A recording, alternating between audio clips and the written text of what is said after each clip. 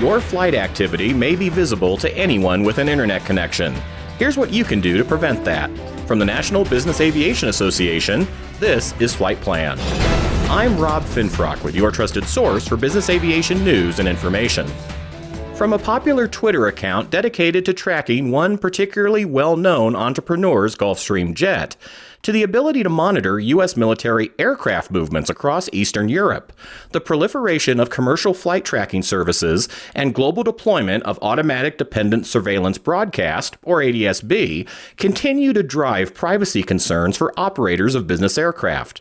Now, there are resources available to shield that information, but is your flight operation following all the steps necessary to keep your flights truly private?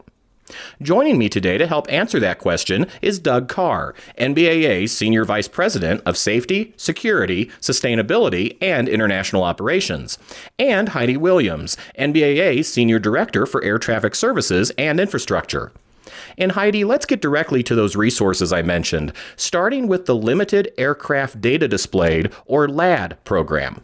LAD is the replacement for what we knew as BAR program, the blocking program that allowed operators to essentially navigate the NAS in an anonymous mode without sharing all of your company and private information with those who are utilizing tracking systems. So you actually make application with the FAA for the LAD program. They allow you to really opt to share your information if you desire to do so with various vendors that you may utilize for your business, or you may block at the source and keep that information from being shared with the public or with vendors who utilize FAA data.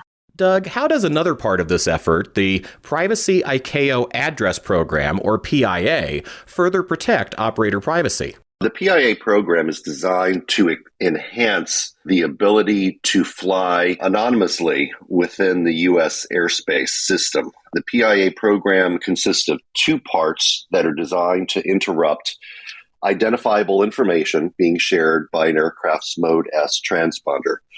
The first is the ICAO code, or the hex code, that 6-digit code that is assigned to every Mode S transponder. The first part is to allow the FAA to assign a non-published hex code, ICAO code, to that aircraft for that Mode S transponder. That code does not translate back to any aircraft registry information listed on the FAA's aircraft database. The second part of this is for the aircraft operator to secure a third-party call sign. And there are 3 or 4 of them out there, all publicly available, so that the flight ID of the Mode S transponder, which if left unaltered for general aviation aircraft, usually will consist of the aircraft tail number, so that the flight ID can be used instead of the tail number, and that flight ID is also not connected to any aircraft registry information. With both of those, that helps an aircraft operator within the United States to shield their information much better from public display. So under PIA, the aircraft might still show up on a commercial flight tracking site that pulls ADS-B data, but it wouldn't have any personally identifiable information attached to it. In most cases, that aircraft will still show up because there's an aircraft that's still sharing information. The good part about the PIA program is that it will not connect to any information about the aircraft or the operator, the ownership information for the aircraft. Heidi, what do operators need to do in order to register for LAD and PIA? Operators go direct to the FAA to subscribe to LAD. They do the same thing with PIA. Just to share, lad.faa.gov is the website if you sign up for LAD. And you really need to do that. As Doug said, there's a couple parts to that PIA, and you need to acquire a call sign from a third-party vendor. But you also need to be part of that LAD program if you really want to complete that circle and make sure you're blocked, as well as going through that Privacy ICAO code. And then you would subscribe and go to FAA's division that provides that PIA code. So you go through the FAA for both LAD and PIA right now. Both of these programs have been around for a while now, Heidi. How have they been received by business aviation operators? Many in the business aviation community have utilized what was the BAR program and then transitioned to the LAD program for over a decade. And so we have many operators who are taking advantage of LAD today. PIA came online just a few months after the ADS-B out mandate in January of 2020. And we have had some challenges we've worked through, and the FAA continues to work through those to help operators get over the challenge of integrating that new hex code. And so we continue to work with the FAA towards making that process a bit simpler, more agile. And the FAA is making provision to allow operators to hopefully get those codes in a more timely fashion. More of our conversation in just a moment, after this message from NBAA. NBAA Flight Plan listeners, are you getting recognized for your leadership? NBAA now offers certificates and other credentials in safety, sustainability, and more. Visit nbaa.org to apply today. We're back now with NBAA's Heidi Williams and Doug Carr, and our discussion about programs available to help operators block their flight movements from commercial tracking providers. And Doug, I am one of those people who regularly visit those flight tracking websites when I hear an aircraft flying overhead. I'm sure lots of our listeners do the same. And I've noticed that one site may indeed have that identifying information blocked, but another may have that information open for all to see. N number, registered owner, departure airport, etc. What steps can operators take to shield that data across multiple sources? There are a couple of important components of flight tracking that I would say are important for us to highlight. The first is that any data that is sourced by or from the FAA, and there are many flight tracking companies out there that utilize some component of data derived by the FAA. If that data is derived in any way from the FAA, then that flight tracking service is obliged to comply with blocking requests coming from operators. The third-party block is usually where that request is enacted. And so on many of the flight tracking providers, you will see that there is a target, but that information is not shareable. Hence, you'll see blocked or unavailable or something similar.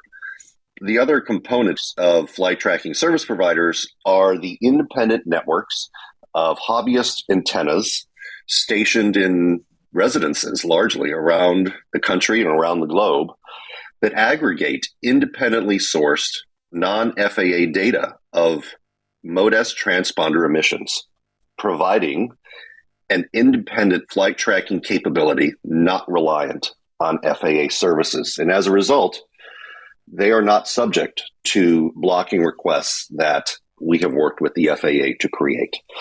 And so that's why you're seeing the ability on one website to track an airplane very specifically about who it is and what kind of airplane it is. And on another website, all you may see is a target with blocked information. Rob, I'm going to just add to what Doug has shared because it's a really important point. We saw the FAA when they transitioned the BAR program to LAD. With that transition, they really ramped up that accountability with third-party vendors who acquire FAA data. And those agreements stipulated the necessity to ensure that data remained blocked.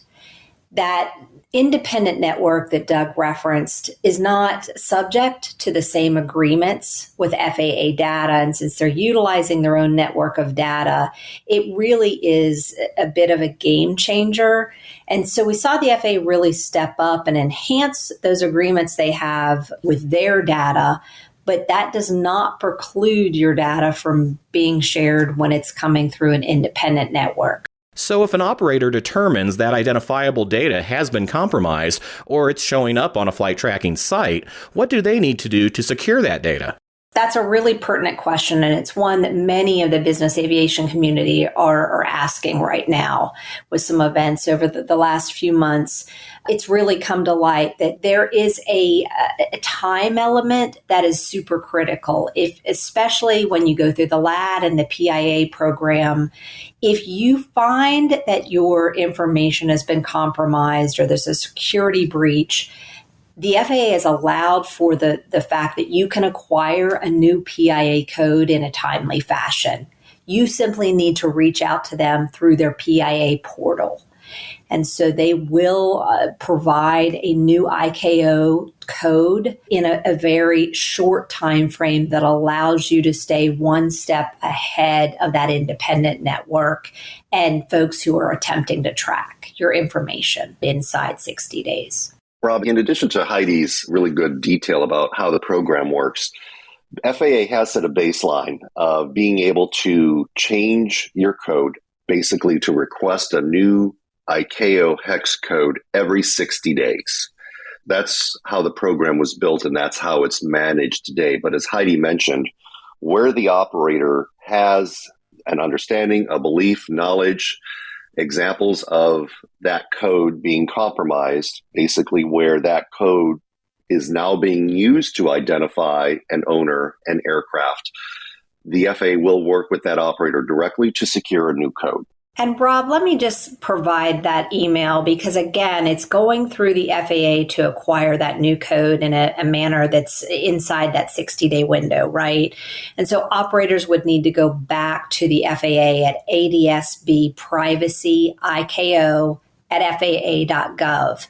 And that starts that process to get you a new code inside 60 days. It's all about, agility and allowing for a system that's flexible enough to adapt to technology and to folks that are utilizing an independent network. And we find that the FAA is working to do that. Doug, what else do operators need to know about these programs? So maybe two things. First, I wanted to highlight for the listeners that prior to diving into an application request with the FAA for a PIA code, it's important that the operator understand the level of difficulty that will be involved in making the change to their code. Each avionics suite, each aircraft will have some uniqueness to it about the process involved in getting in and changing the code. Each time the code changes, it is considered a maintenance item, and there will need to be logbook entries and appropriate personnel involved. So it's important the operator understand the amount of work that will be involved before requesting that code. Some folks have made the decision that due to the complexity and difficulty of changing the code, they would not participate. But others have decided that it is worth the level of effort to minimize the chances they'll be identified. Additionally, as Heidi mentioned, we've got several efforts ongoing right now in parallel to explore growth of the program in terms of where it can be used and how it can be used. A lot of the airspace that the U.S. manages but does not own cannot be used today by the PIA program aircraft. Think of airspace off of our East Coast, some of those oceanic routes that get you from New York down to Florida, and further out into the Atlantic and a big chunk of the Pacific, all of that being oceanic airspace that the U.S. manages but does not control. The U.S. does not have the ability to stipulate how that airspace access is managed. And as a result, the U.S. needs to coordinate the expansion of the PIA program into that airspace with ICAO through awareness. And if any agreement changes are needed, that needs to take place there. Additionally, we have heard from several operators that having access to multiple codes could be very beneficial as well. There are standards and recommended practices in place set forth by ICAO and implemented by the FAA that could make that difficult today. The ability of the FAA to issue multiple codes to a single operator at once. But we're working through understanding FAA's application of the ICAO standard to explore if there are ways for us to provide some of this additional flexibility to operators that really have privacy and security at the top of their list. I think the final takeaway I'd like to share is that understanding that a vulnerability exists usually provides a lot of opportunity to determine pathways to create added security in other ways. Knowing that flight tracking could be a vulnerability for operators should give them an ability to create alternative security measures and plans to retain a level of security for their operation in a way that may not rely exclusively on flight tracking. Rob, let me add to what Doug shared. On the airspace side of things, we see operators routinely transiting East Coast, and often the deep waters, or what's now called the waters, was previously the Zuzu route. It's a great option, right, for opting out of going sometimes what seems to be a very lengthy reroute inland. But that is where PIA right now becomes a challenge, because that is technically not domestic airspace. It is managed by the FAA, and you are talking to FAA air traffic control, but it's technically not domestic airspace. So that is one area we've had some very robust discussions with the FAA in the last couple of months to determine how we can ensure that that airspace is an area where your PIA can be utilized. That is not the case today. So it's something we're going to continue to have robust discussions with them and work through. Again, for more information about LAD and PIA, visit lad.faa.gov. And for the very latest about these and other matters affecting operator privacy in the age of ADS-B, visit nbaa.org/privacy. And that's the latest from the National Business Aviation Association. Remember, you can subscribe to all Flight Plan episodes at Apple Podcasts in the App Store, wherever you find your favorite podcasts, including by asking your virtual assistant or connected device, or download them from nbaa.org. I'm Rob Finfrock. Thanks for listening, and join us next time for a new episode of Flight Plan.